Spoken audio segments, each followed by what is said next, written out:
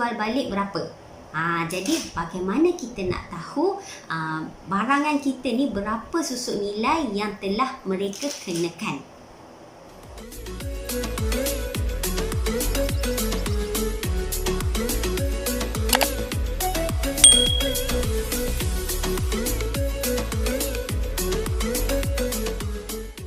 Okey, sekarang Kak Suzy akan ajar bagaimana cara nak kira susuk nilai.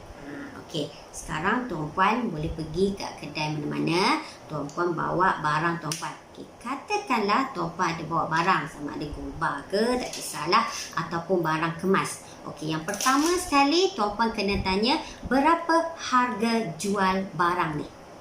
Okey, maksudnya sekiranya ni emas ni baru, contohnya berat ni 10 gram. Tak kisahlah nikel, yang nikel gold bar. Okey, beratnya 10 gram. Jadi tuan-puan akan kira dengan harga semasa. Katakanlah dia kata harga semasa emas 10 gram ni adalah 2,617. Okey, so itu adalah harga jualan. Okey, lepas tu tanya dia pula berapa harga kalau saya nak jual balik emas ni. Maksudnya beli balik daripada pihak kedai lah. Dari kita pemilik emas, kita akan beritahu saya nak jual balik, buy back. Tapi kalau pemilik emas, dia akan cakap kami beli balik. Okey, jadi biasanya kedai akan cakap, oh kalau item ini kami beli balik, contoh 10 gram gold bar ya. Okey, 10 gram gold bar katakanlah kami beli balik adalah RM2,382. Nampak? Harga jual tadi adalah 2,617. Bila kita nak jual balik, dia beritahu harga jual balik adalah 2,382. Kita hanya dapatkan dua maklumat ni saja. Dari situ boleh kira formula ni. Inilah cara formula untuk kiraan susut nilai, iaitu harga jual tolak harga beli balik bahagi harga jualan kali 100%. Okey. Dari harga yang saya bagi contoh tadi, tuan-puan lihat 2,617 tolak 2,382 bahagi 2,617 sama dengan RM235. Beza dia kan? Bahagi 2,617 kali 100%, maka dari sini kita bundarkan akan dapat 9% susut nilainya. Jadi tuan-puan boleh kira lah macam ni. Sekiranya tuan-puan nampak, okey, susut nilai ni 9% kecil. Ianya dalam kategori yang rendah ya. Jadi ianya adalah tempat yang terbaik untuk tuan-puan dapat tuan-puan jual balik emas tuan-puan ni. Susut nilai ni, lagi kecil susut nilai, peratus susut nilai tu adalah lagi baik. Jadi berapa kecil tu yang baik? Okey, sebaiknya cari susut nilai. Jika untuk gold bar, cari susut nilai yang di bawah 10%. Manakala kalau barang kemas pula, cari susut nilai di bawah 20%. So itu adalah tips dari Kak Suzy. Jadi sebab tu kena cari kedai, kena cari tempat yang untuk beli balik barang kemas kita ataupun gold bar kita, cari susut nilai seperti yang Kak Suzy nyatakan ni. Okay, macam tadi Kak Suzy dah bagi contoh untuk susut nilai gold bar. Okay, sekarang Kak Suzy bagi contoh cara pengiraan susut nilai barang kemas pula ya. Okey, katakanlah kita ada barang kemas kita. Okey, so barang kemas kita ni kita bawa pergi kedai emas, maka kedai emas beritahu, okey, jumlah nilai barang kemas ni adalah beratnya dan nilai semasanya adalah RM2,300. Okey, dikalilah berat ni dengan contoh berat ni 10 gram. Harga semasanya adalah RM230. Ni barang kemas Jadi kita tahu harga jualan dia adalah 2,300. So kita tanyalah kedai, okey, kalau ini barang saya jual balik berapa akan diambil? Jadi orang kedai pun ambil lah kalkulator, tekan. Dia cakap, okey, ini kami akan balik dengan nilai RM1,656. Jadi dari sini, okey, Kak Suzy dah bagi tahu formula tadi kan.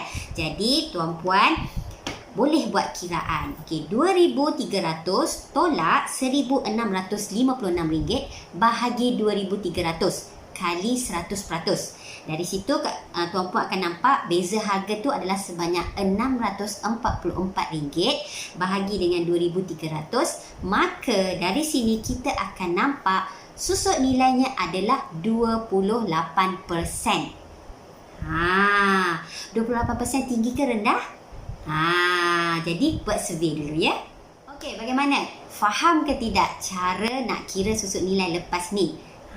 Jadi kalau selepas ni Tuan Puan pergi kedai emas, bila Tuan Puan kata nak jual ataupun Tuan Puan saja je survey-survey barang kemas ataupun gold bar yang dijual dekat kedai tu, sekiranya kedai tu tak nak bagi tahu kita berapa peratus susut nilai dia, lepas dia orang ambil kalkulator kira ni, Tuan Puan boleh ambil balik kalkulator dia, Tuan Puan kira balik macam mana formula Kak Suzy bagi ni. Sebab untuk kita sebagai customer, ianya tidak menjadi kesalahan sebelum kita beli emas tu, kita buat calculation kita sendiri. Kalau dia tak nak bagi pun pinjam kalkulator dia, okey, ambil handphone kita pun kira. Kita kena tahu berapa peratus susut nilai yang dikenakan di setiap kedai tu. Kerana ianya adalah sebagai indikator, adalah kayu ukur untuk kita kira keuntungan yang akan kita perolehi. Ini penting tau formula ni. Tuan Puan jangan main-main sebab ianya memberi impak yang besar. Jangan nanti bila kita dah jual, kita dah terima duit, balik rumah baru nak kira, nangis bujuk katil pun dah tak guna. Kedai takkan return balik. Kalau tak nampak lagi dari susut nilai tadi, Kak Suzy bagi analogi macam ni katakanlah jumlah emas kita ni RM1,000. Sekiranya susut nilai ni tinggi, katakanlah susut nilai yang dibagi adalah 30%. Jadi kalau nilai ni RM1,000, susut nilai tu 30%, maka cash yang akan kita terima hanyalah sebanyak RM700. Sekiranya susut nilainya adalah 20%, maka cash yang kita akan terima adalah RM800. Okey. Yang ketiga, sekiranya susut nilainya adalah 9% sahaja, maka cash yang kita akan terima adalah RM910. Jadi antara A, B, C ni, yang mana kita paling untung? Mestilah yang C, sebab kita terima cash sebanyak RM910. Sebab itulah Kak Suzy suruh Tuan Puan cek, kena kira berapa susut nilai kita, supaya dengan duit tunai yang akan kita terima paling banyak itu, itulah yang menandakan maksimum keuntungan yang kita perolehi. Jangan bagi tahu kedai emas tahu. Kak Suzy bagi tahu formula ni, cara nak kiraan ni. Tuan Puan jadi bijak sendiri supaya Tuan Puan terus menjadi penyimpan emas yang bijak dan juga boleh maksimumkan keuntungan. Kak Suzy bagi task lah satu. Katakanlah harga barang kemas ni, kita bawa dua barang. Harga barang kemas ni RM4,000. So nilai dia semasa adalah RM4,000. Lepas tu pergi kat kedai ni kira. Lepas tu dia bagi tahu kita, harga jual balik ni, kalau you mau jual ini barang, kami kasih RM2,920 sahaja. Jadi soalan dia, berapakah susut nilai bagi barang ini? Siapa boleh jawab? Cuba letak dalam komen ya. Nanti Kak Suzy bagi tahu jawapan dia. Jadi seperti yang Tuan Puan dah faham, susut nilai ni kita kena cari yang paling kecil. Macam tadi Kak Suzy dah kongsikan berapa sepatutnya susut nilai barang kemas ni dan juga gold bar. Kenapa ianya berbeza? Sebab susut nilai barang kemas ni dia punya kos pengurusan tu lebih tinggi daripada gold bar. Sebab chances kalau barang kemas, kadang-kadang kita dah bagi barang kemas yang dah rosak ke, yang dah putus, yang dah bengkok ke apa, sebab itulah susut nilai barang kemas ni dia tinggi sikit daripada gold bar. Tapi Tuan Puan harus ingat juga ada kedai mereka telah switch maklumat ini. Di mana ada kedai, ada tempat, Kak Suzy tak nak bagi tahu kat mana, tuan-puan kena buat kerja sikit, pergi survey. Mereka akan beritahu gold bar lebih tinggi susuk nilainya daripada barang kemas. Kenapa?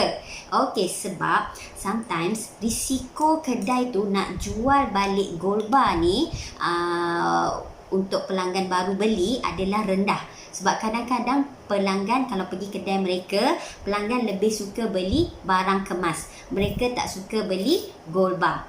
Jadi sebab itulah ada kedai, ada tempat gold bar mereka susuk nilainya lebih tinggi. Jadi sekiranya tuan-puan ada gold bar, dah tahu kedai tu susuk nilai dia tinggi, tak payahlah jual kat situ. Pergilah cari kedai lain yang mana susuk nilainya lebih rendah, lebih kecil. Kalau tuan-puan nak tahu, macam Kak Suzy adalah dealer public gold, susuk nilai di public gold untuk gold bar hanyalah antara 6% ke 9% sahaja. Okey, lihat jadual ni.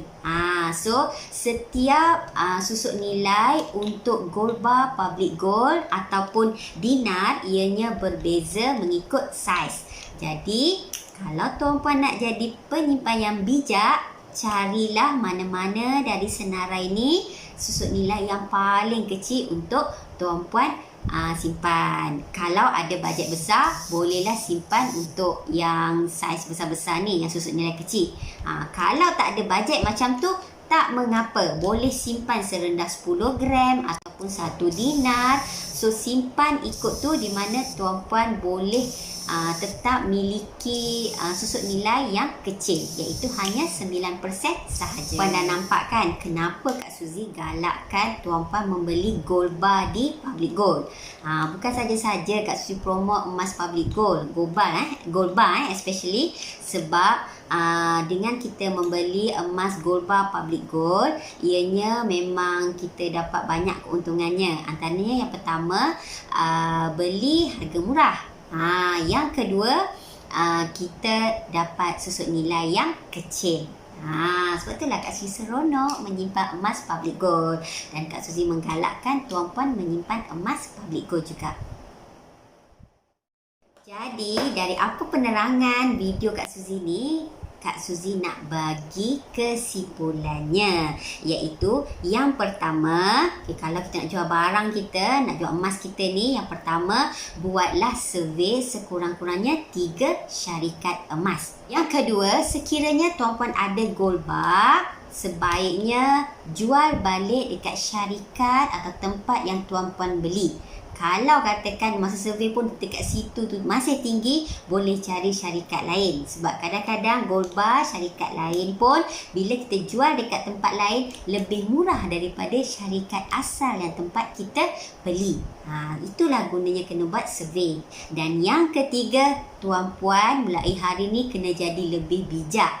Kena pandai buat kira-kira sendiri.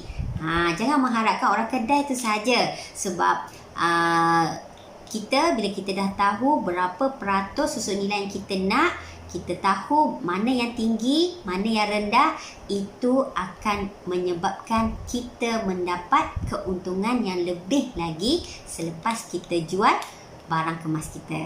Video Kak Suzy pada hari ini, Kak Suzy harap tuan-puan lepas dengar video ni dah jadi bijak pandai sikit dalam kira-kira cara nak tahu berapa peratus susuk nilai.